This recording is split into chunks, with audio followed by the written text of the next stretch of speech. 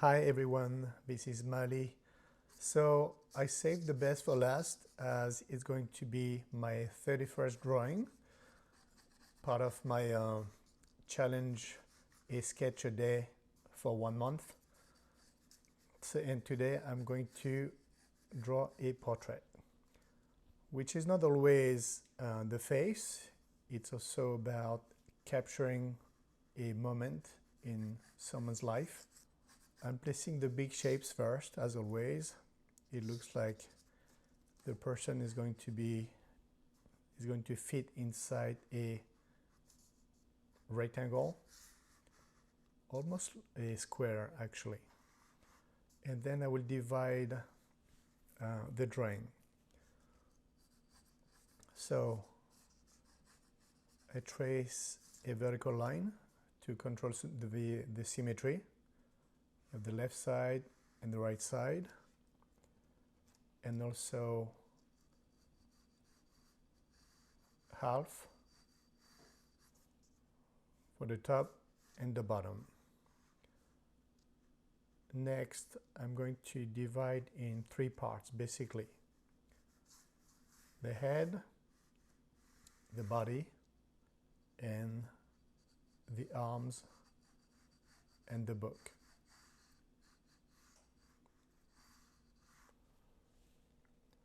So the chin is about 1/3 from the top.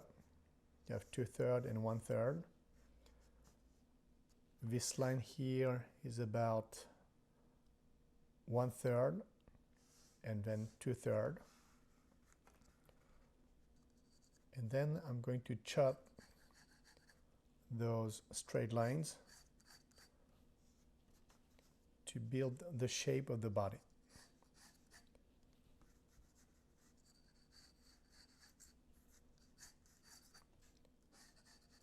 Keep in mind that it's a sketch, so I won't go into the details. I might not draw a lot on the face.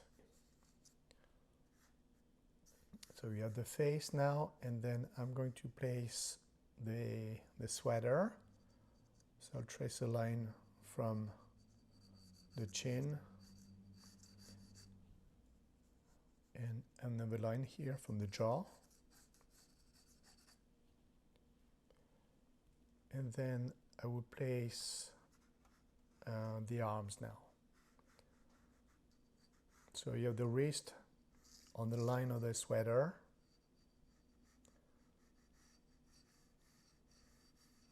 Here's the hand, and then the forearm. I will do the same thing on this side. The fingers line up with the line in the center.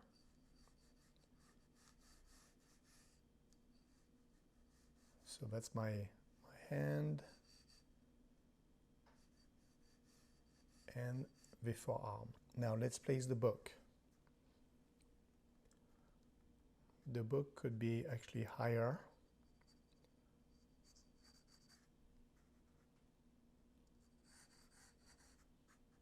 Like so. And then now I can place the dress above the book.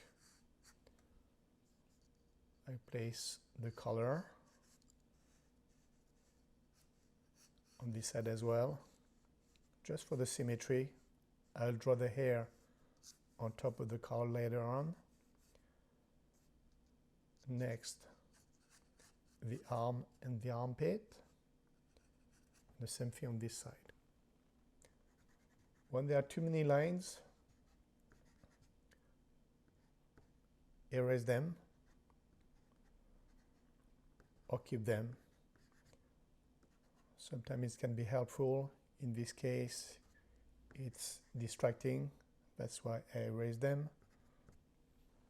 And then I'm going to place the eye line. So the eye line is about halfway between the top of the head and the chin.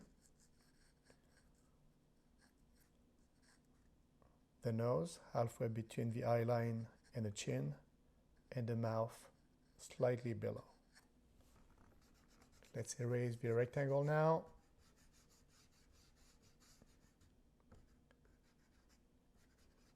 And then I will refine the different parts.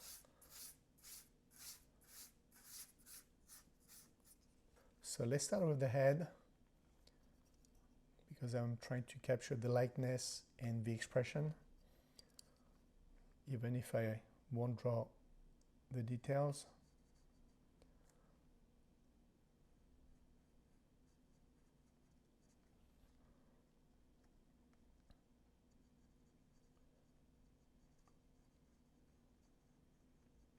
Since I've placed my lines, I just need to draw more lines to bring out the shapes. I placed the eyes on the eye line, I did the nose,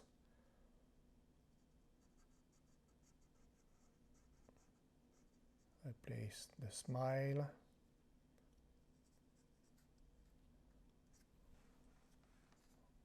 now I can refine the shape of the face.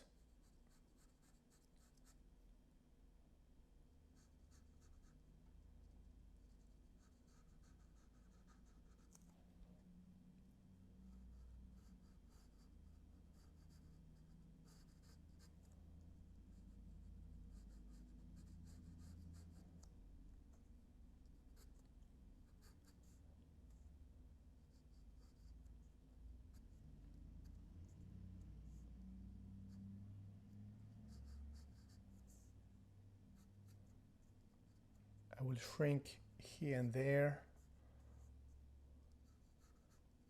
to get better proportions, and at the same time work on the likeness.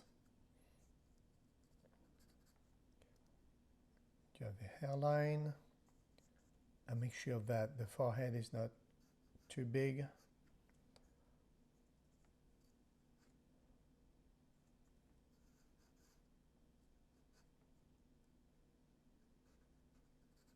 For that, I look at the bottom of the face from the eyebrows to the chin that is longer than the forehead.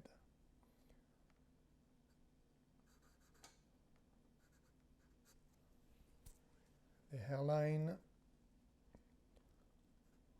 so the earlobe lines up with the eye line, and the top lines up with the hairline.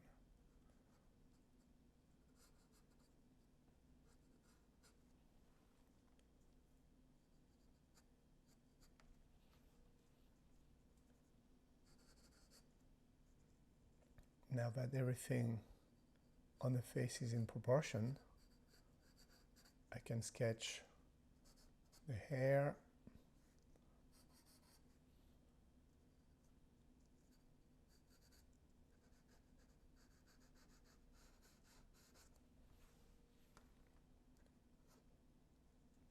like so.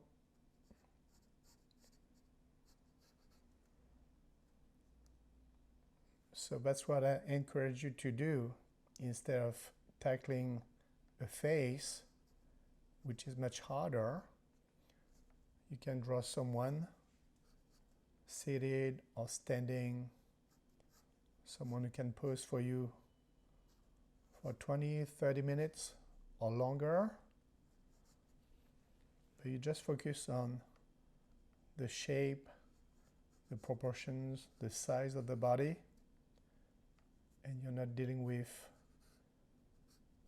the face. I can see now that I made the face smaller than my sketch lines, which means that the whole body would be slightly smaller.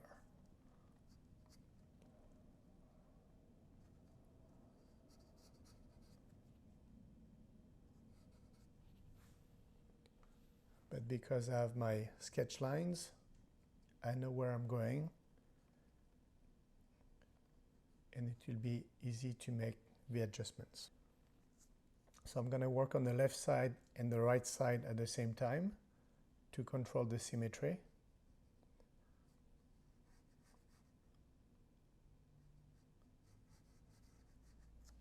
I look at the distance between the jaw and the shoulder. That is about the same distance as the jaw to the eyebrow.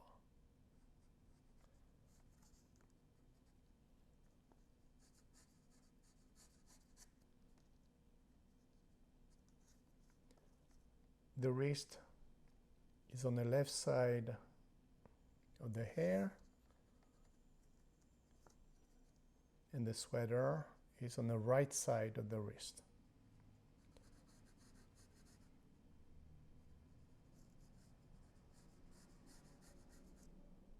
I look at the alignment here.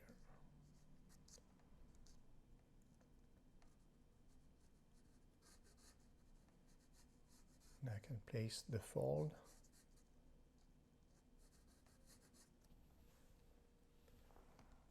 Let's work on the right side now.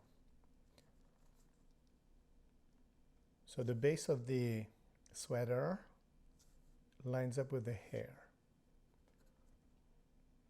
That's how I find it. And then one line that connects to the hair. There's a fold here, starting from the hair to the book. And I'll report the same distance from the shoulder to the jaw on the right side now.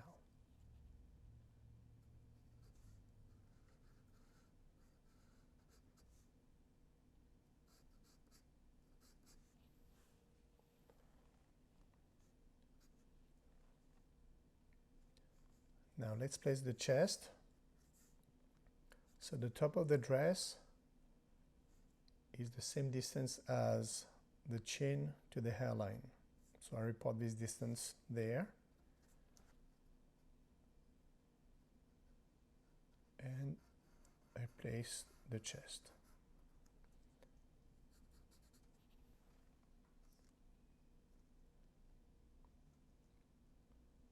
Now let's work on the book first before placing the hands. The reason is, once I have the book, it will be easier to place the fingers and the whole hand and the forearm. Now you can see that the hands and the arms are way too big compared to the face and the body. So let's draw the book. The middle of the book is on the left side of the sweater.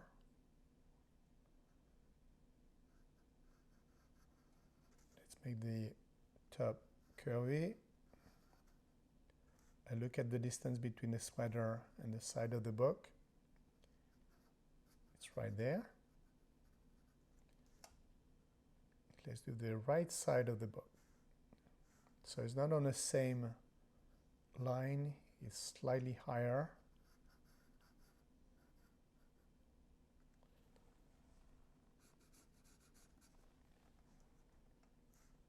But it's the same distance, so I have to make sure that it's symmetrical.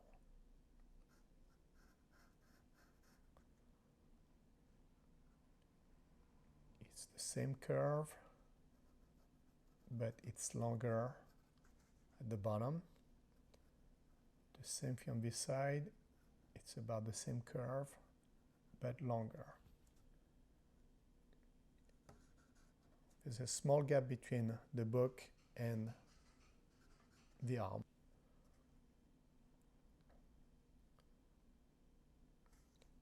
So now the sides of the book have to be parallel, like so,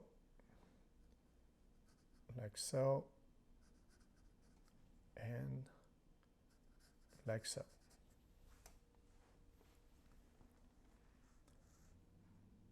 So I look at the distances.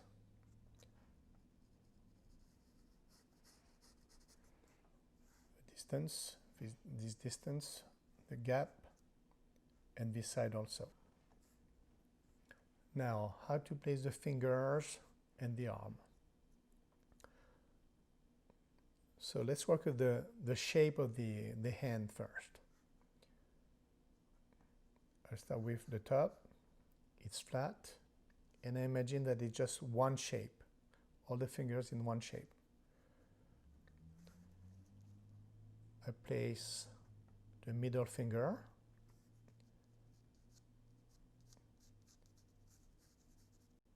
that lines up with this part of the book. It's a slanted line from the knuckle of the thumb to the middle finger. And then from the middle finger, I'm going to draw a curve like a smile.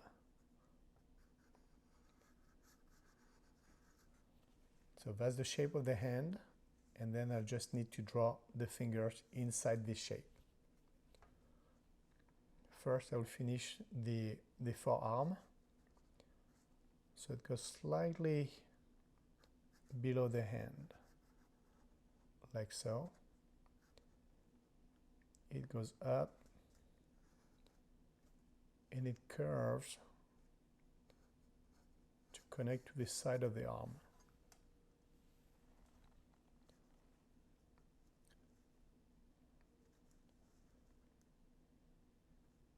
I finish the forearm on this side, and then here you have half a circle for the sleeve of the sweater, like so. Let's finish the hand.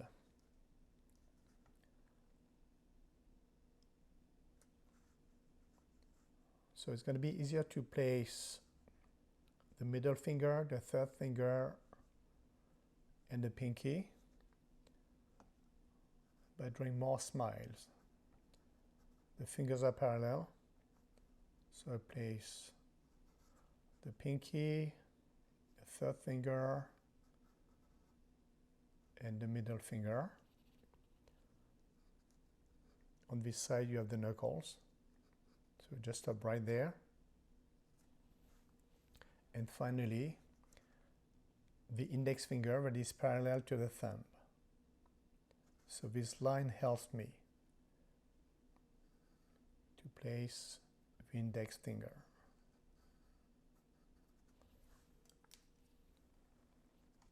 I will finish the middle finger.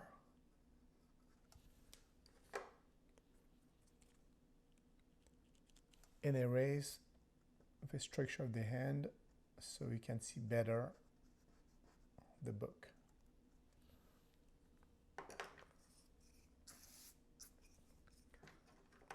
I hope it makes sense. Again, you want to place the shapes of the different parts before working the details. So let's do the same thing for the hand on the right. So I'm connecting the book, starting from the middle finger.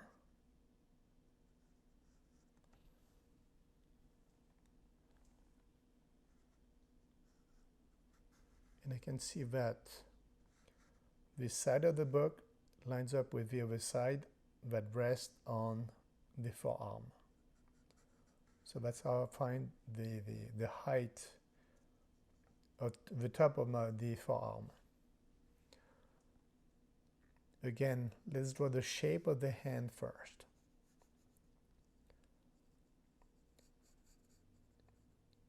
You have a slanted line here, and then a slanted line that goes to the forearm resting on the table.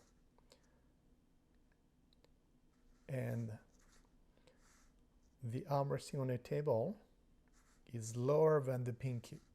So it has to be somewhere down there.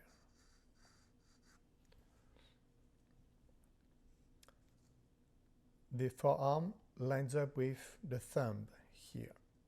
So that's how I find the connection between the table and the forearm. Now I can trace a line, just a straight line for now, from the pinky to the forearm. And then here, for all the fingers, is going to be a curvy line. So once I have this shape for the fingers, I will draw the fingers. I just want to finish the forearm and the sleeve. It's easier. So it starts from the book. And it's curvy like so.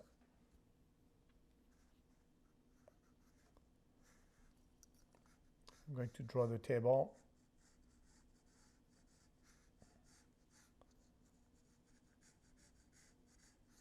So look at the gap between the table and the pinky.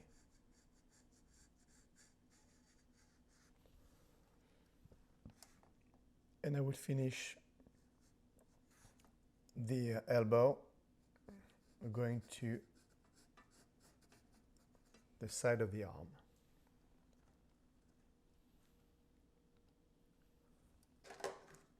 Now let's finish the fingers. It's more tricky because of the angle, but I need 4 fingers. So place first slanted lines following the pinky.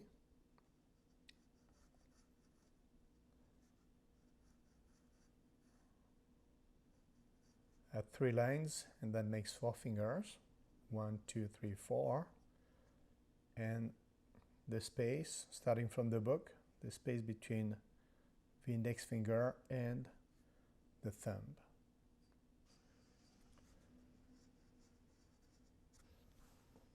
So I have the shape of the fingers. Now it's time to refine by curving here and there to have the right shape for the fingers. Let's start with this side. Now let's start with the pinky, so you'll see better the progression. Obviously the pinky is smaller, so it doesn't take so much room.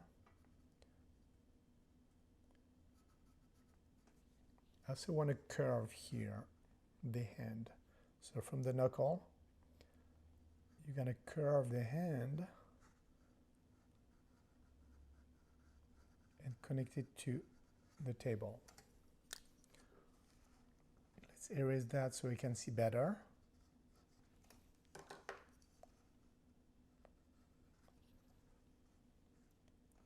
I will do the same thing for the third finger. It's higher than the pinky and bigger.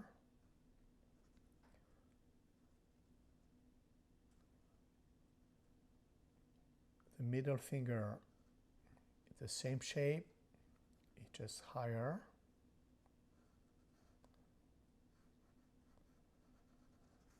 And finally, the index finger.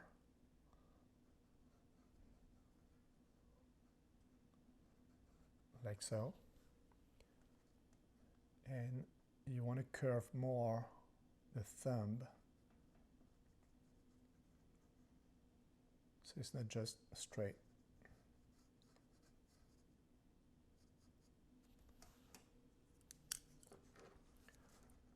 Let's erase so you can see better what I did. I know it's the most complicated part here, the fingers. Just pay attention to the way they're connected, and the book will help you placing everything. Like the middle finger is on the left, it's in the center, the thumb is on the cover here. I won't go into details like drawing the nails. I just want you to understand the proportions between the hand, the book, the other arm.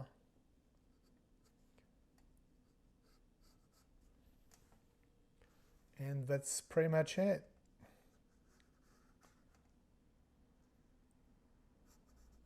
Let's finish this side. I just want to double check the face one last time to make sure I have the right proportions, the likeness,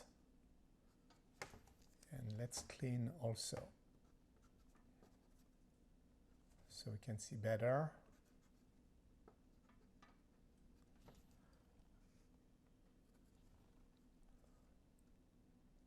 So I hope it makes more sense and you'll be able to do the same thing.